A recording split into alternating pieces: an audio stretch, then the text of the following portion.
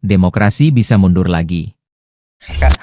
Muncul lagi itu buku saya di 30 tahun. Oh iya ini.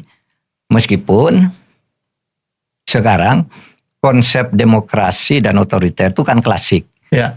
Maka saya katakan bergerak dari titik kontinum. Tidak ada negara yang demokrasi benar, tidak ada yang otoriter benar. Pasti bergerak di garis kontinum ini kan. Pendulum ya gitu. Ya, pendulumnya gitu. Oleh sebab itu lalu masuk dalam kelompok otoritarian misalnya yang oligarki seperti sekarang. Ya.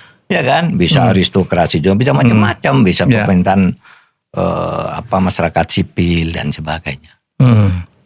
Pak, saya juga ingin kalau kita ngelihat takdirnya politik dan hukum itu memang begitu ya Pak, seiring sejalan. Gini, politik dan hukum itu begini, sebuah politik dan hukum mestinya idealnya itu harus seiring sejalan tadi. Ya. Kalau saya itu interdeterminan, saling mempengaruhi tapi secara seimbang.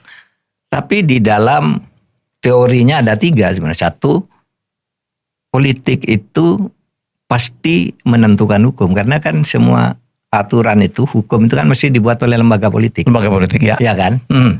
Tapi teori kedua, politik dong yang harus tunduk pada hukum karena kan negara hukum itu artinya supremasi hukum di berbagai bidang gitu. Betul.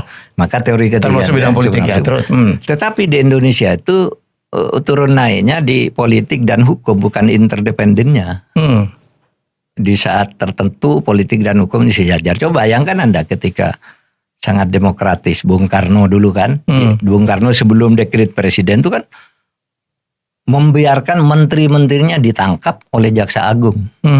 Menteri kesayangannya sendiri masuk penjara. Yusuf penerang. Yusuf Muda Dalam Yusuf Muda Dalam. Yang paling Subandrio? Kalau Subandrio kan sudah Orde Baru. Oh, oke. Iya. Tapi yang disuruh Subandrio juga kan masuk pengadilan tapi digerasi. Dibiarin oleh Bung Karno, kalau salah ya hukum aja. Tapi tidak ada intervensi. Tidak ada, Bung Karno tidak intervensi pengadilan di tahun itu. Tapi tahun 63 dia buat undang-undang yang boleh menunda jalannya pengadilan. Tahun 63 itu.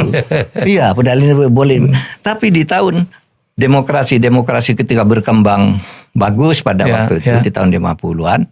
Itu Ruslan Abdul Ghani itu masuk penjara oleh Bung Karno, ya biar aja kalau salah. Padahal Ruslan Abdul Ghani ini tidak salah. Jadi waktu itu tahun 50-an tuh ya.